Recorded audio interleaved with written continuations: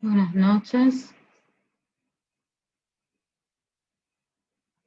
Hoy vamos a tener la clase número 3 de la materia práctica profesionalizante 1, en donde me interesa trabajar ciertos conceptos relacionados al material de lectura, prácticas psicopedagógicas, conceptualizaciones teóricas y posición profesional, en donde les comento que he recibido sus actividades, ¿sí? La mayoría ha hecho interesantes preguntas, sobre todo acerca de la viñeta de Sebastián, la historia de Sebastián, y de eso se va a tratar específicamente la clase del día de hoy.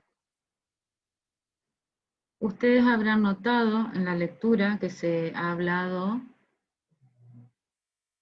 o se ha caracterizado el término desamparo frente a las propias pulsiones, el desamparo y de sus estructuras y demás, en donde se lo caracteriza de alguna manera a este niño.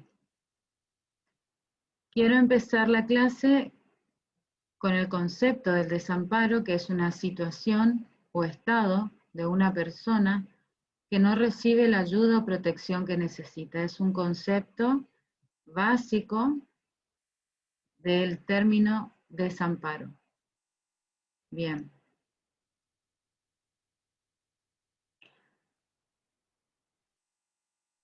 En uno de los subtítulos del material de lectura habla del desamparo subjetivo frente a sus propias pulsiones.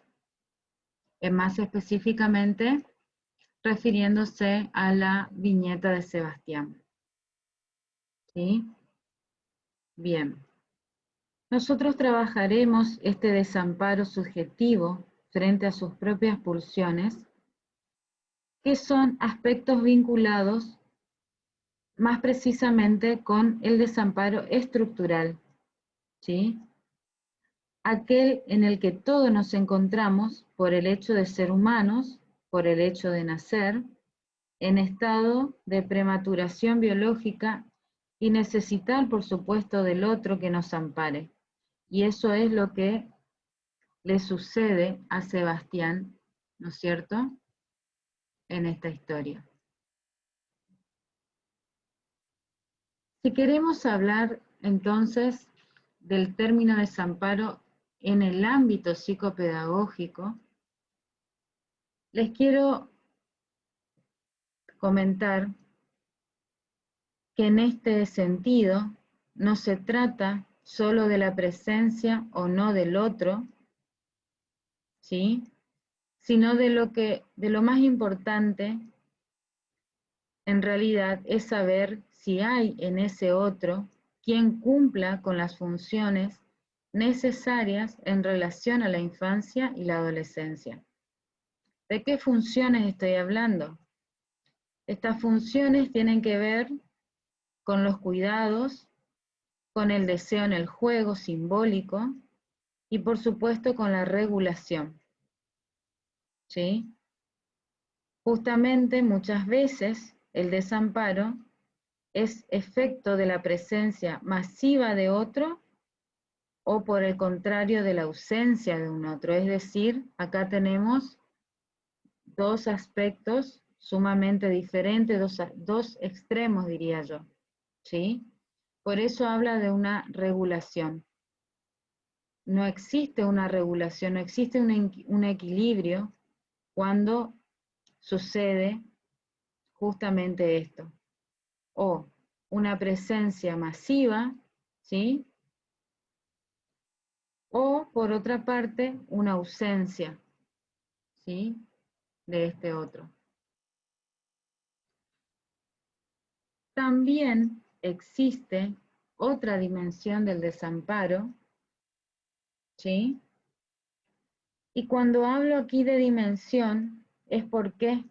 Porque generalmente se relaciona siempre con lo evidente, es decir, que se trata de todo aquello que llamaría ser mirado, ¿no?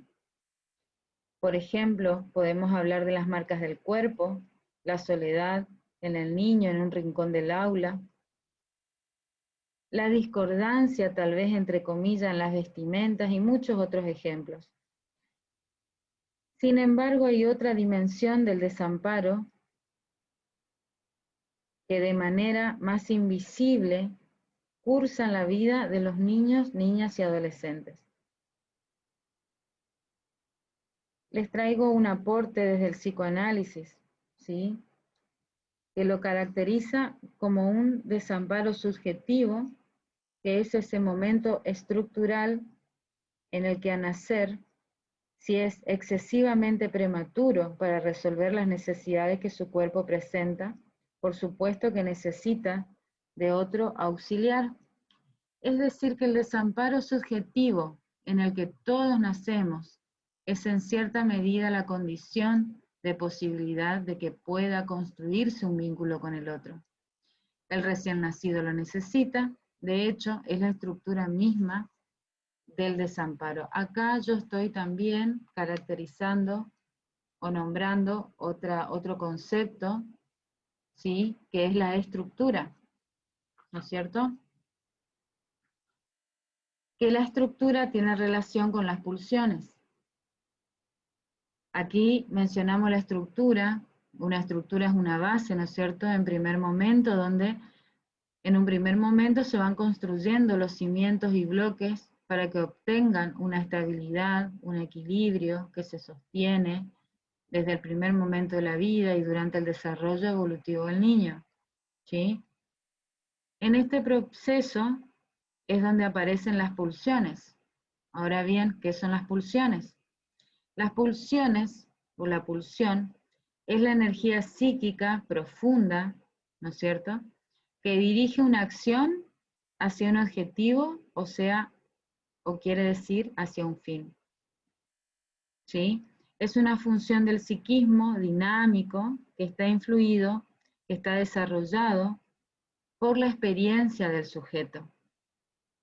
Ahora bien, para resolver ese empuje pulsional, volvemos a lo mismo, necesita de otro que responda. La respuesta tiene dos caras. Una es dar el objeto de necesidad, ¿sí? Y la otra, primordial, es nombrarla.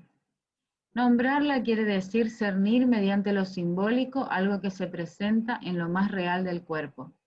Entendamos por ese real, ¿no es cierto?, las necesidades básicas, que es el hambre, el sueño, el dolor, el malestar. Vemos entonces que la salida del desamparo tiene dos vertientes. Una, sin duda, es la de cubrir las necesidades, es decir, dar el alimento. La otra, para humanizar esa necesidad, es necesario a la vez dar las palabras que signifiquen. De esto se trata la estructura y las pulsiones. Ahora bien, en Sebastián se habló también de las operaciones de alineación y separación, ¿sí? La operación tiene que ver con operar. Vamos a comenzar con los conceptos, sí, que me interesan, para que ustedes después lo puedan asociar o relacionar. Decimos las operaciones de alineación y separación, ¿no es cierto? Bien. La operación, por un lado, tiene que ver con esto, con operar, con actuar, con habilitar. Es un proceso.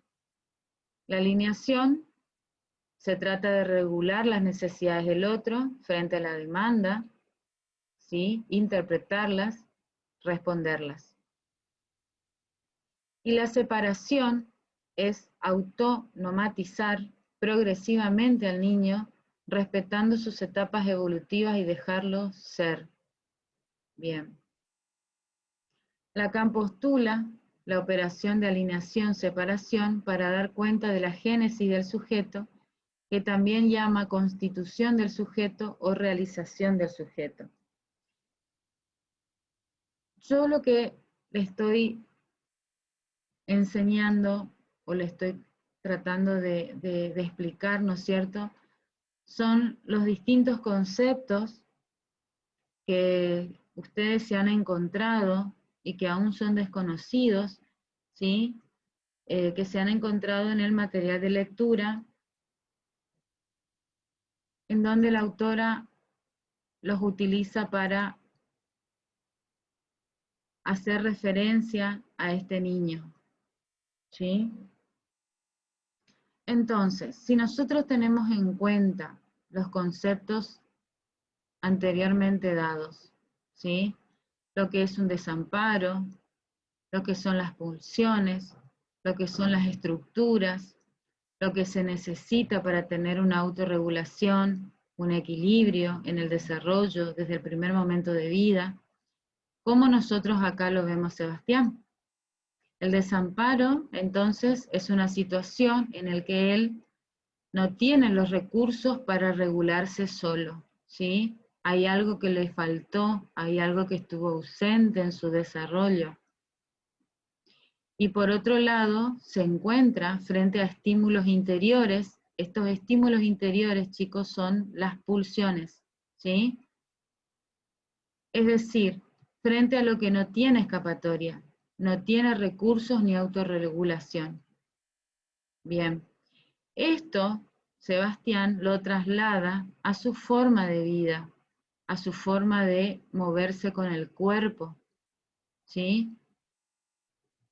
Es por eso que encontramos, por ejemplo, en el análisis de su producción escrita, si ustedes leyeron el material,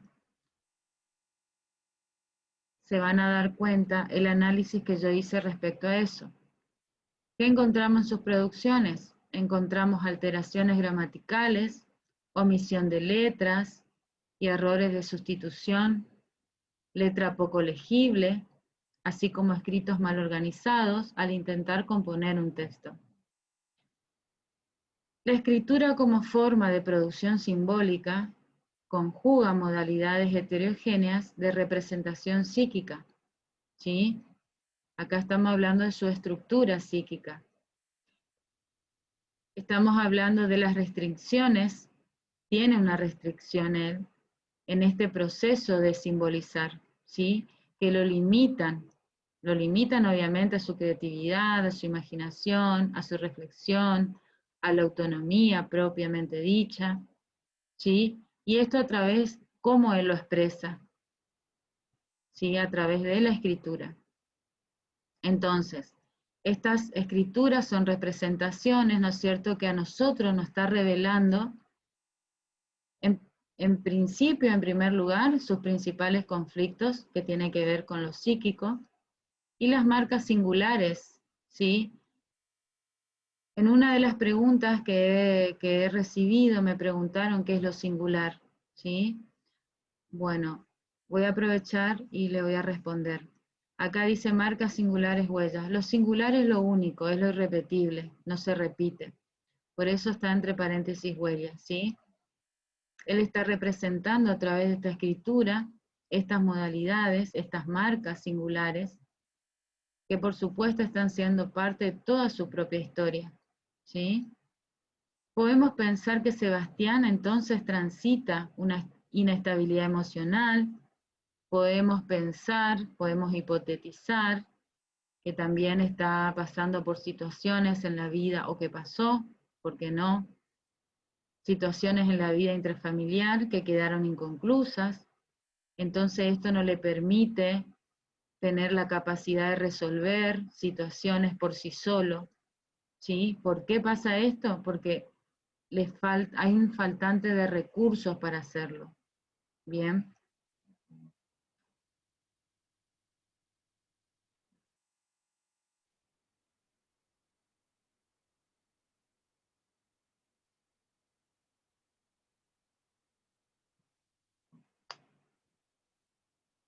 Acá yo les dejo, primero y principal les sugiero que lean desde la página 4 hasta la 7, son 3 hojas, ¿sí? 3 hojitas, 3 páginas que deben leer, ¿sí? En donde les dejo como referencia el segundo texto, ¿sí? yo acá le dejé el primer texto, ¿sí? El análisis de este texto. Después, de acuerdo a la intervención, se cambia el método, se mira de otra forma, se piensa de otra forma, ¿sí? A través de muchas preguntas, y se plantea este tipo de actividad.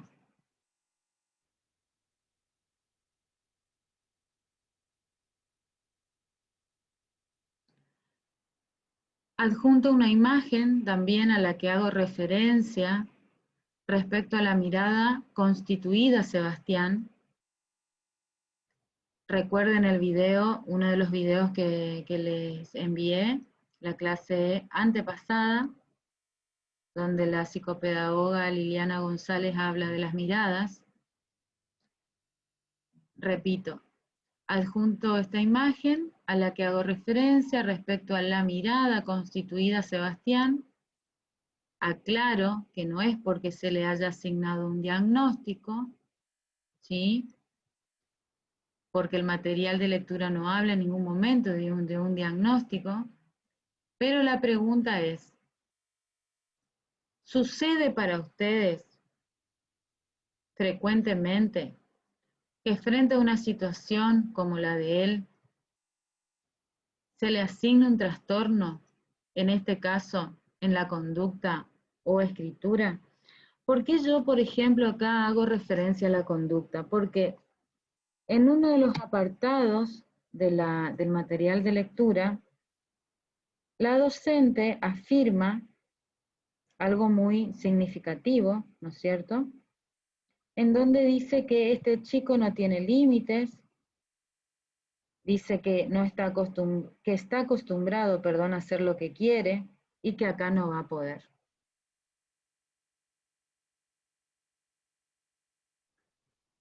Esta pregunta yo les dejo para que ustedes, por favor, tomen nota, ¿sí? Porque va a ser la continuidad de lo que tienen que leer.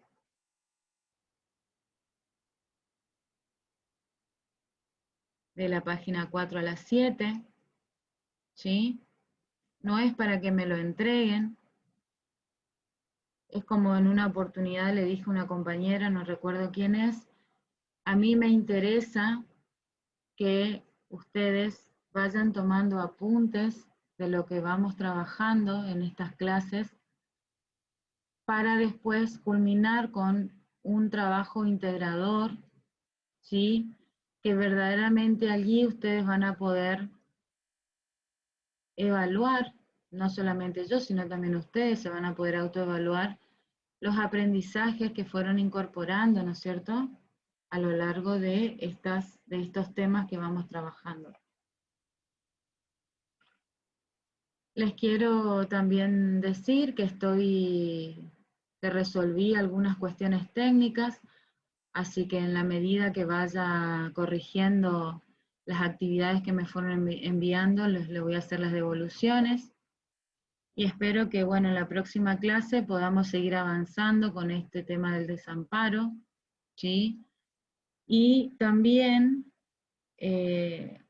preparar las respuestas, ¿sí?, de las preguntas que ustedes me hicieron respecto a las prácticas de la psicopedagogía.